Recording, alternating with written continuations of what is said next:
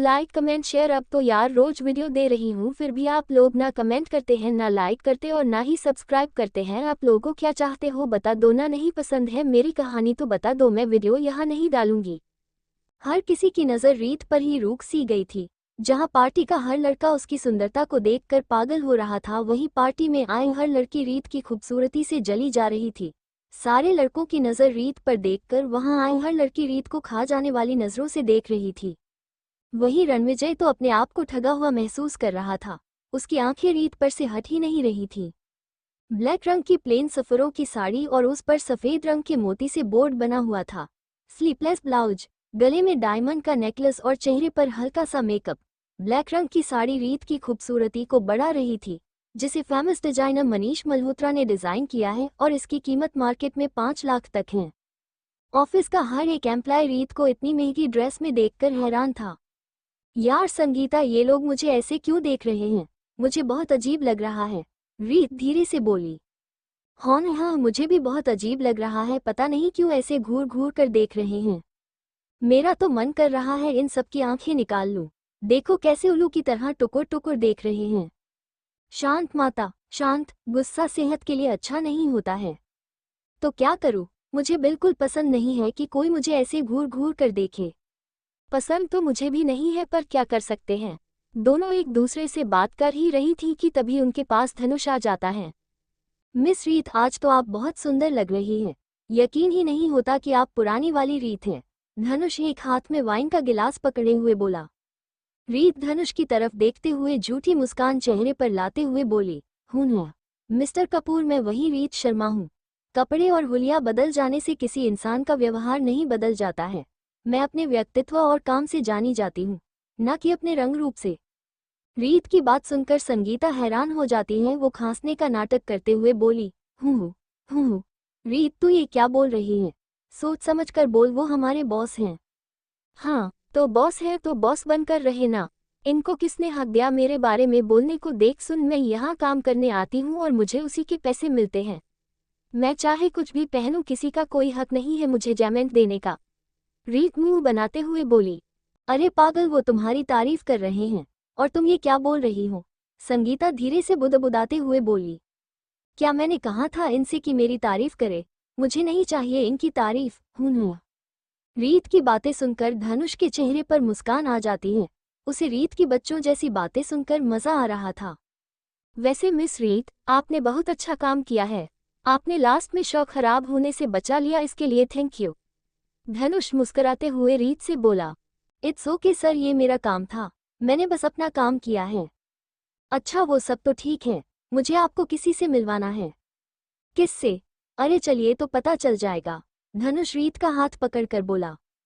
रीत को बिल्कुल अच्छा नहीं लगा ऐसे धनुष का हाथ पकड़ना। धनुष रीत का हाथ पकड़े चलने लगता है और रीत छुड़ाने की कोशिश करती है। इनसे मिलाना था आपको, धनुष रुकते हुए बोला। उस इंसान की पीठ उन दोनों की तरफ थी। धनुष की आवाज सुनकर वो मुड़ता है। रीत उस इंसान की तरफ देखती है और वो भी उसकी तरफ देखता है। दोनों एक दूसरे को देखते हैं।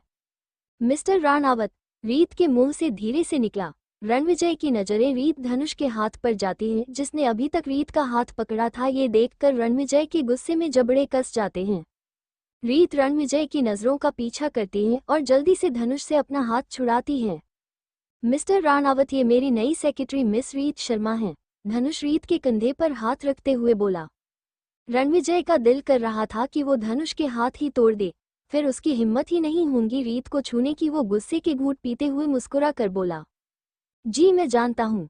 रीत जल्दी से धनुष का हाथ हटा देती है, जो धनुष को अच्छा नहीं लगता है।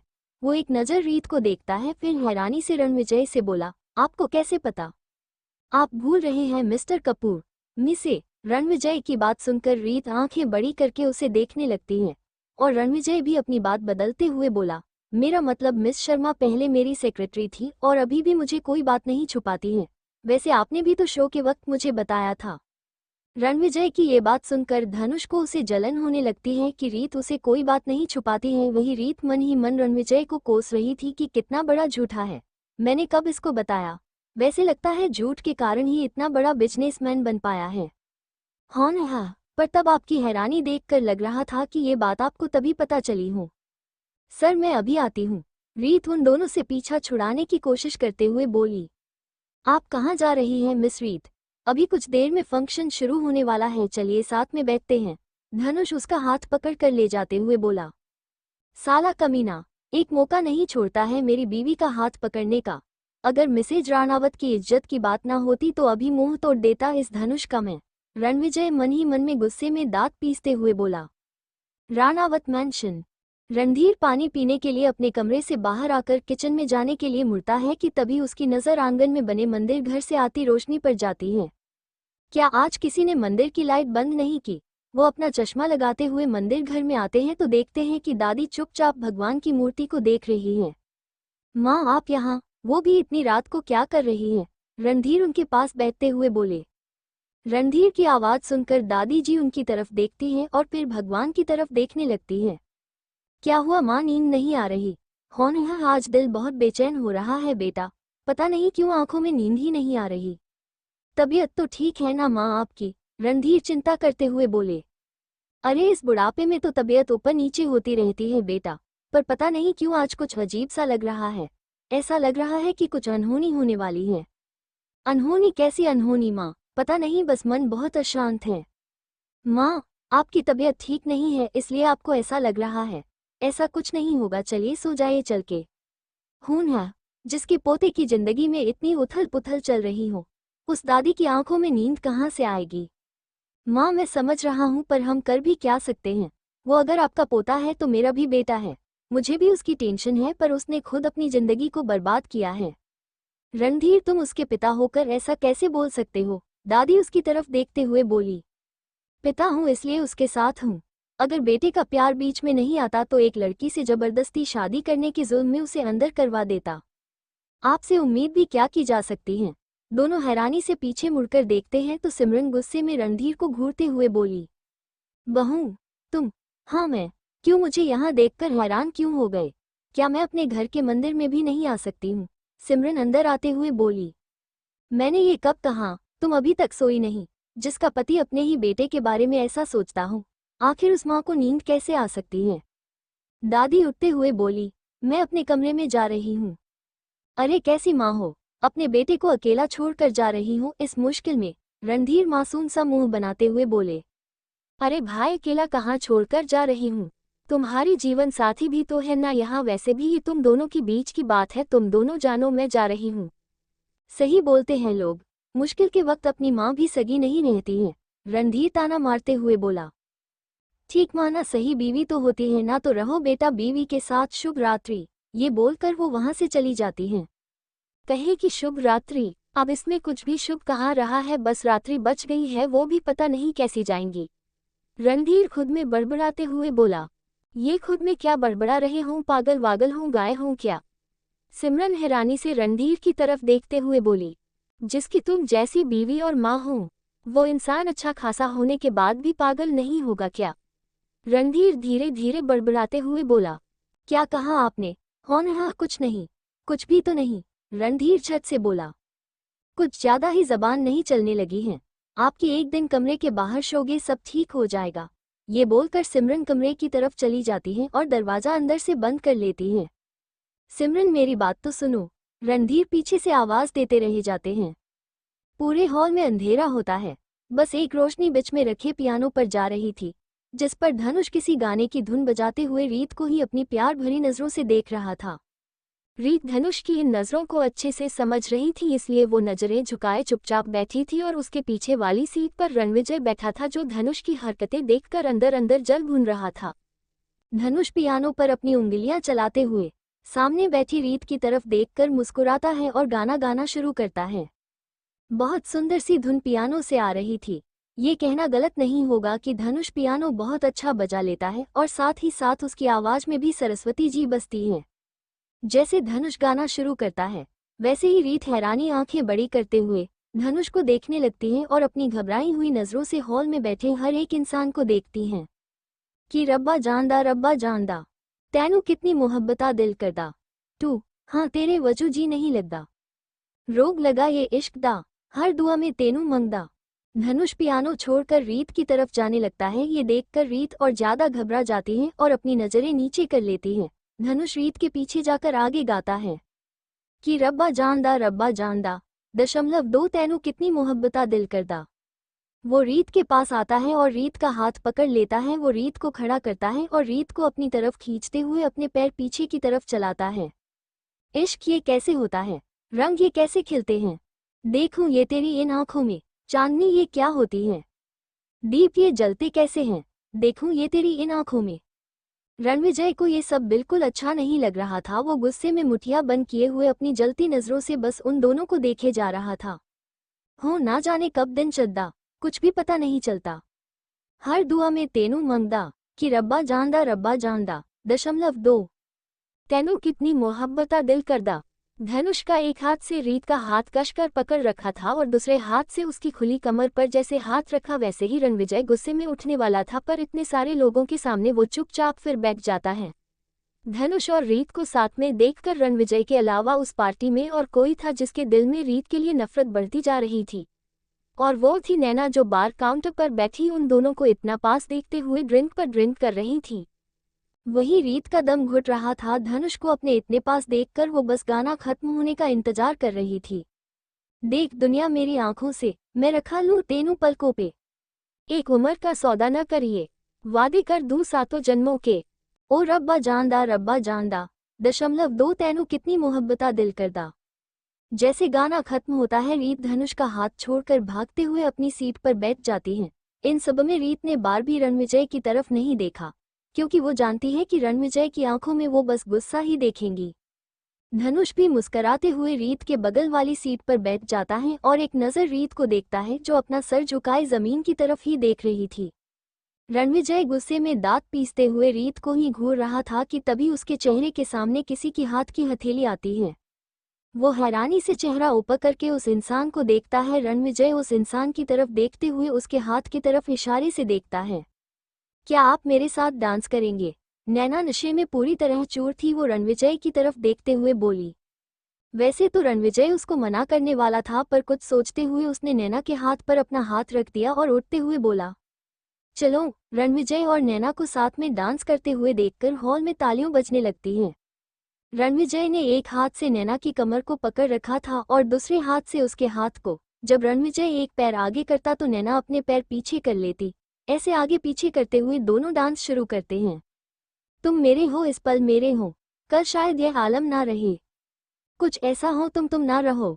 रणविजय डांस तो नैना के साथ कर रहा था, पर उसकी नजरें रीत पर टिकी हुई थी। वही रीत भी बिना पलके झपकाए रणविजय को देखे जा रही थी। कुछ ऐसा हो हम ना रहे, ये रास्ते अलग हो जाए, चलते चलते हम खो जाएं। रणविजय अपने दोनों हाथों से नैना की कमर को पकड़ लेता है और उसे ऊपर की तरफ उठाते हुए गोल घूमता है। मैं फिर भी तुमको चाहूंगा 3। नैना रणविजय से अलग होती है और उससे दूर जाके फिर मुड़कर उसकी पीठ से लग जाती है। किसी और लड़की को इतना रणविजय के इतना पास देखकर रीत की जलन के कारण मुठियां कस जाती हैं और वो अपनी नजरें फेर लेती हैं। मैं फिर भी तुमको चाहूंगा, इस चाहत में मर जाऊंगा। मैं फिर भी तुमको चाहूंगा, मेरी जान में हर खामोशी में मैं तेरे प्यार के नगमे गाऊंगा। मम, मैं फिर भी तुमको चाहूंगा 2 इस चाहत में मर जाऊंगा। मैं फिर भी तुमको चाहूंगा। नैना की पीठ रणविजय की तरफ थी। वो नैना को एक हाथ से अपनी बाहों में ले लेता है और उसकी गर्दन पर अपने चेहरे को छुपा लेता। रीत के आंखों में आंसू आ जाते हैं, पर वो फिर भी उन दोनों को बिना पलकें झपकाए देखे जा रही थी। ऐसे जरूरी हो मुझको तुम, जैसे हवाएं सांसों को, ऐसे तलाशूं मैं तुमको, जैसे कि पैर जमीनों को। हंसना या रोना हो मुझे, पागल सा ढूंढूं मैं तुमको। रणविजय नैना को अपनी गोद में बैठा लेता है और उसके चेहरे से हल्के से अपने हाथ से छूते हुए रीत की तरफ एक नज़र देखता है। मैं फिर भी तुमको चाहूंगा 2। रीत से अब बर्दाश्त नहीं हो रहा था। वो आंसू पोंछते हुए जल्दी से उठकर वहां से चली जाती हैं। रीत को ऐसे जाते देखकर धनुष उसके पीछे पीछे जाता है। वही गाना खत्म होते ही हॉल में तालियां बजाने लगती हैं। रणविजय ने भी रीत को जाते हुए देख लिया था। वो भी उसी तरफ जाने के लिए बढ़ता है कि तभी नैना उसका हाथ पकड़ लेती है। रणविजय उसके हाथ की तरफ देखते हुए नैना की तरफ सवालिया नजरों में देखता है। ओ रणविजय, तुम भी उस रीत के ही दीवाने हो? हूँ, सही है, एक फूल और 2 माली। नैना नशे में झूमती हुई बोली। रीत कोई फूल नहीं है, वो जीता जागता इंसान है। और ये बकवास आज तो कर दी, इसके बाद मुंह से मत निकालना, समझी। रणविजय नैना को गुस्से में घूरते हुए बोला। यूं नैना इतना बोल पाई थी कि वो रणविजय की ही खोद में बेहोश हो गई। है नैना, क्या हुआ आपको? रणविजय नैना के गाल को थपथपाते हुए बोला। हर कोई नैना को बेहोश देखकर घबरा रहे थे। रणविजय जल्दी से उसे अपनी गोद में उठा लेता है और पार्टी हॉल से बाहर आ जाता है। रणविजय उसे होटल के कमरे में लेकर आता है। वहीं रीत को ऐसे रोता हुआ देखकर धनुष घबराते हुए उसके पास आता है। मिस शर्मा, क्या हुआ? आप पार्टी से ऐसे क्यों चली आई और आप रो क्यों रही हैं? धनुष उसके आंसू पोंछने के लिए जैसे हाथ आगे करता है वैसे रीत पीछे हट जाती है। आपकी हिम्मत कैसे हुई मेरे पास आने की? मैं बहुत दिन से आपकी हर बदतमीजी को बर्दाश्त कर रही हूँ, पर अब नहीं मिस्टर कपूर, रीत गुस्से में चिल्लाते हुए बोली। बदतमीजी? मैंने कौन सी बदतमीजी की आपके साथ? धनुष हैरानी से बोला। किसी शादीशुदा लड़की को उसकी परमिशन छूने को बदतमीजी ही कहते हैं मिस्टर कपूर। क्या कहा आपने? शादीशुदा लड़की? हाँ, आपने सही सुना, मैं शादीशुदा हूँ। और जाना चाहते हैं मेरे पति का नाम क्या है? कौन है आपके पति? मेरे पूरा नाम रीत सिंह राणावत है। अब तो आप समझ गए होंगे कि मेरे पति का क्या नाम है। रीत धनुष को घूरते हुए बोली। क्या रणविजय आपके पति हैं? नहीं, ऐसा नहीं हो सकता है। धनुष अपने पैर पीछे करते हुए बोला। रीत ने कोई जवाब नहीं दिया, वो अपना चेहरा मोड़ लेती है।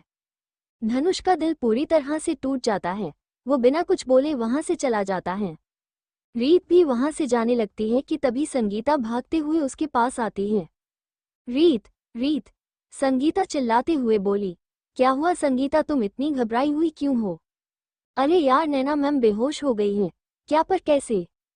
वो सब मुझे नहीं पता, चल देख कर आते हैं। हाँ चलो। दोनों होटल रूम की तरफ जाने लगती हैं। नैना, आप ठीक तो हैं? होश में आओ नैना, रणविजय नैना को बेड पर लेटाते हुए बोला। मुझे धनुष को बताना चाहिए। ये बोलते हुए रणविजय जैसे उठा वैसे ही नैना उसे अपनी तरफ खींच लेती है। तुम होश में हो और ये क्या कर रही हूँ? छोड़ो मुझे। रणविजय नैना को खुद से अलग करने की कोशिश करते हुए बोला। क्यों मिस्टर राणावत, अभी तो बहुत चिपक कर मेरे साथ डांस कर रहे थे और अब क्यों दूर जा रहे हो? वो रणविजय के गले में अपने हाथों को फंसाते हुए बोली। नैना, तुम होश में नहीं हो, वो सिर्फ एक डांस था, मैंने कहा छोड़ो मुझे। रणविजय गुस्से में चिल्लाते हुए बोला। मिस्टर राणावत, वैसे तुम बहुत हैंडसम हो यार, नैना उसके पास जाते हुए बोली। नैना छोड़ो मुझे, तुम पागल हो गई हो क्या? रणविजय उसे खुद से दूर करने की कोशिश कर रहा था कि तभी किसी की आवाज आती है। मिस्टर राणावत, दोनों जल्दी से अपने पीछे देखते हैं और रणविजय धीरे से बोला। रीत। रीत दरवाजे के पास आंखों में आंसू लिए दोनों को एक दूसरे की बाहों में देख रही थी। पहले ही रात ज्यादा हो गई थी, ऊपर से आंधी और बिन मौसम की ये बरसात के कारण सामने कुछ अच्छे से दिखाई नहीं दे रहा था। रणविजय को गाड़ी चलाने में दिक्कत हो रही थी। उसे इस सब की फिक्र न होकर रीत का यूं उससे नाराज होना उसे अंदर ही अंदर दुख दे रहा था। श्रीमती जी, एक बार तो आप मेरी बात तो सुनिए, मैंने कुछ भी जान के नहीं किया था। मुझे नहीं पता आपने क्या देखा, कितना सुना। देखिए, एक बार मुझे अपनी बात रखने का मौका तो दीजिए। रणविजय रीत की तरफ देखते हुए बोला, जो उसके बगल में बैठी खिड़की से बाहर देख रही थी। रणविजय की बात का रीत कोई जवाब नहीं देती है, वो वैसे ही बाहर देखती रहती है। आप मेरी बात का कोई जवाब क्यों नहीं दे रही हैं श्रीमती जी? रीत फिर भी कुछ नहीं बोलती है, वो एक बार भी रणविजय की तरफ नहीं देखती है। रीत का ऐसा बिहेवियर रणविजय को गुस्सा दिला रहा था। वो स्टीयरिंग पर हाथ मारते हुए गुस्से में चिल्लाते हुए बोला। मैं क्या तुम्हें पागल दिख रहा हूँ? कब से बोल रहा हूँ, तुम्हें सुनाई नहीं देता क्या? रीत रणविजय की तरफ देखती है। रीत की आंखें और चेहरा देखकर रणविजय का गुस्सा शांत हो जाता है और वो हैरानी से आंखें बड़ी करके रीत को देखने लगता है। रीत की आंखें रोने के कारण सूज गई थी और गाल पूरे लाल हुए थे। वो अपनी खाली आंखों से रणविजय की तरफ देखते हुए बोली, आप प्लीज चुपचाप गाड़ी चला सकते हैं। जब मैं कोई जवाब नहीं दे रही हूँ आपकी बातों का मतलब मुझे आपसे कोई बात नहीं करनी है। इतना बोलकर रीत म्यूजिक ऑन कर देती है। म्यूजिक की धुन पूरी कार में गूंजने लगती है। दोनों चुपचाप बैठे थे। गाना शुरू होता है। कितना प्यारा है ये चेहरा जिस पे हम मरते हैं। गाना सुनते ही रणविजय बेबस आंखों से रीत की तरफ देखने लगता है। कितना प्यारा है ये चेहरा जिस पे हम मरते हैं। यह ना जाने के इससे कितना प्यार करते हैं। कितना प्यारा है ये चेहरा जिस पे हम मरते हैं। गाना सुनकर रणविजय की आंखों से अचानक से आंसू उसके गाल पर आ जाते हैं। जिसे छुपाने के लिए वो चेहरा खिड़की की तरफ मोड़ लेता है। कितना प्यारा। यही हाल कुछ रीत का भी था, वो भी खिड़की की तरफ मुंह किए रो रही थी। गाड़ी में 2 लोग बैठे थे। पति पत्नी होने के बावजूद दोनों अनजानों की तरह लग रहे थे। दर्दों हम मिलके सहेंगे, इरादा कर ले, हम ना टूटेंगे कभी, आओ ये वादा कर ले। जब रणविजय सामने देख रहा था तो रीत चुपके से उसकी तरफ देखती है। रणविजय के चेहरे से उसका दर्द बताना मुश्किल हो रहा था, पर रीत जानती थी कि उसे इस वक्त कितना बुरा लग रहा था। हम बिखर जाने के ख्याल से भी डरते हैं जू। इस गाने को दोनों महसूस कर रहे थे। रीत बिना पलकें झपकाए रणविजय के चेहरे को देख रही थी। कितना प्यारा है ये चेहरा जिस पे हम मरते हैं, कितना प्यारा। रीत जैसे ही अपना चेहरा मोड़ती है, रणविजय उसकी तरफ देखने लगता है। ये सफर प्यार का होता है बड़ा ही मुश्किल, गिर के जो संभले उसी को मिले इसमें मंजिल। राह कैसी भी हो हम शौक से गुजरते हैं जू। रीत को रणविजय की नज़रें खुद पर महसूस हो रही थी। उसने भी एक बार मुड़कर उसकी तरफ देखने लगती हैं। दोनों की आंखें एक दूसरे से मिलती हैं और वो दोनों जैसे सब कुछ भूलकर एक दूसरे में खो से जाते हैं। कितना प्यारा है ये चेहरा जिस पे हम मरते हैं, यह ना जाने कि इसे कितना प्यार करते हैं। दोनों एक दूसरे में खोए हुए एक दूसरे को देख रहे थे कि अचानक से रीत की नज़र सामने जाती है। उसकी आंखें घबराहट और हैरानी से बड़ी हो जाती है। सामने से एक ट्रक आ रहा था। घबराहट के कारण उसके मुंह से आवाज नहीं निकल पा रही थी। उसने रणविजय की बाह पकड़कर उसे हिलाते हुए होश में लती है। वो रणविजय को हिलते हुए चिल्लाते हुए बोली, मिस्टर रानावत सामने देखिए, स्टीयरिंग संभालिए। रीत की बात सुनकर रणविजय सामने देखता है और जल्दी से स्टीयरिंग घुमा देता है, जिससे उसकी कार दूसरी तरफ हो जाती है। पर ज्यादा स्पीड और बारिश के कारण रणविजय से कार कंट्रोल में नहीं आ रही थी। कार 2-3 बार घूमती है। रणविजय समझ गया था कि कार से उसका कंट्रोल खो गया है, इसलिए वो रीत की तरफ का दरवाजा खोल देता है और रीत को धक्का देते हुए चिल्लाकर बोला, बाहर जाओ रीत। उद्धरण चिन्ह, नहीं, हम आपको अकेला छोड़कर नहीं जाएंगे। जो होगा हम दोनों के साथ होगा। हम एक बार तो अपना परिवार, अपने पति को खो चुके हैं, इस बार नहीं।